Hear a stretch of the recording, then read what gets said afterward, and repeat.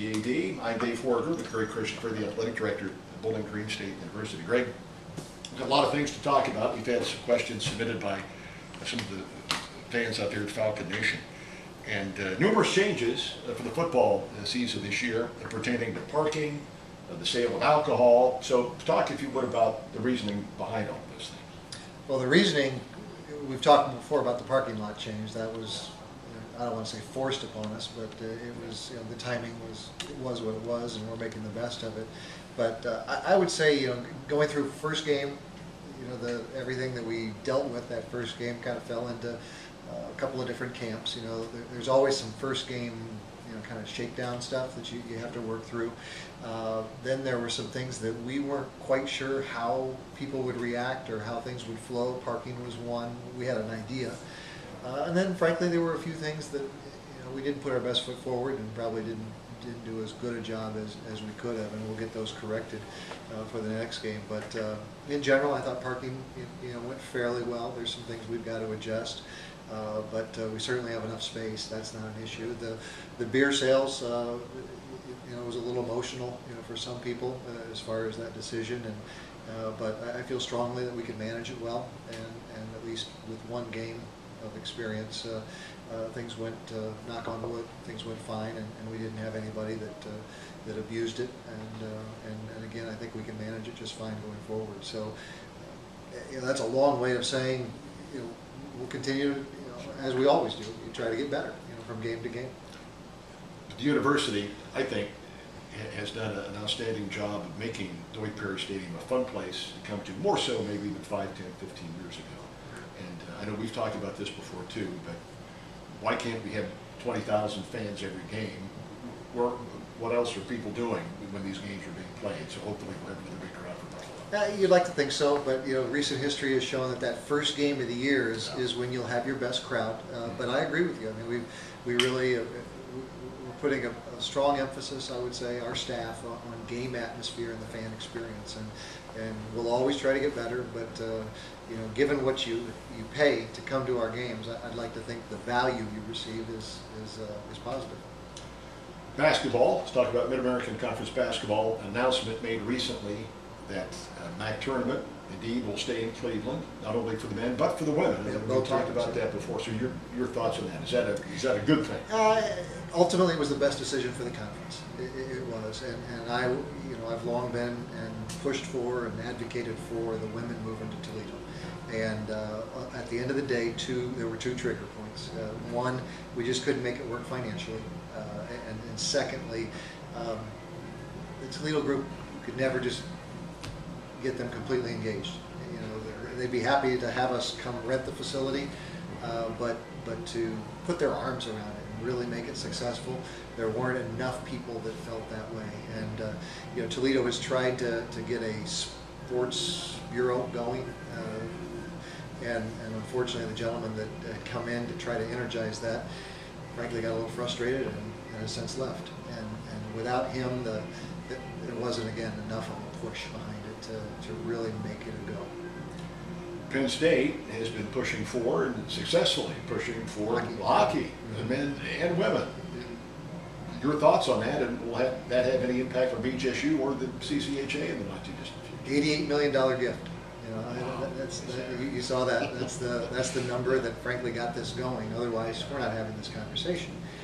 But good for them is the short version, and I do think that it's a positive, net positive for college hockey. Now, 10 years from now, how this all shakes out, the proof will be in the pudding. Is it really good for hockey? I don't think it has any short-term impact for us. They're still 2 years away from the program, at least 4 years away from Big Ten hockey, but there are a couple of principles they have made clear.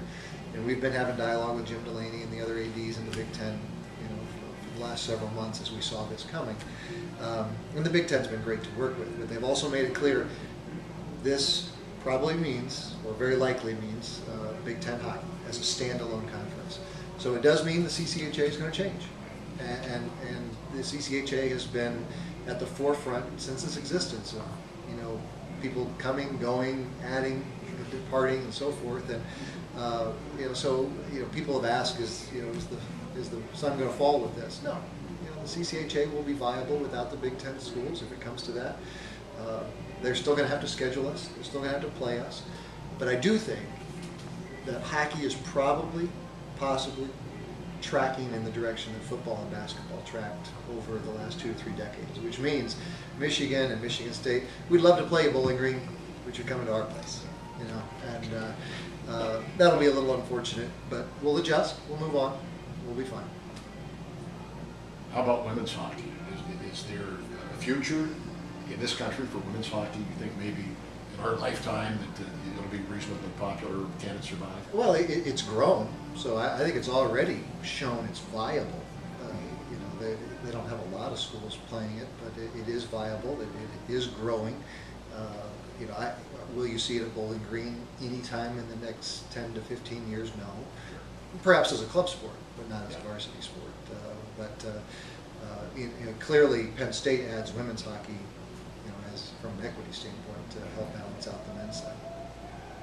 Have a new swimming coach. Mm-hmm. Talk about her. What was? Well, Petra, we announced that hire yesterday, and we're excited to have her on board. She'll be here to be introduced tomorrow, and she's raring to go. Every situation is different when you're hiring a new coach, and there were some similarities with hockey with this hire. I mean, quite frankly, we need to get better, and this is a bit of a rebuild situation. But she brings great international experience, personally, coaching, tremendous pedigree from that standpoint, and the energy, the passion, the desire to really take that first opportunity. We're excited to see her run with it, and there is no perfect science in hiring.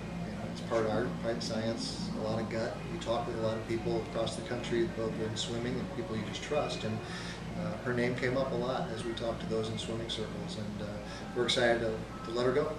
From a financial perspective, how does swimming fit in with all of this? Is it a reasonably inexpensive sport to operate, or am I off the mark? I think most of our what I would call Olympic sports cost more or less the same.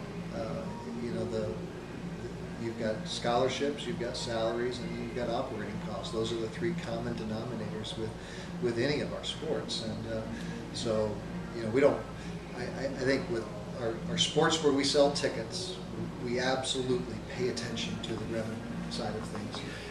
But for the Olympic sports, the revenue versus expenses really isn't part of the conversation. It's part of a broad-based department that we're committed to.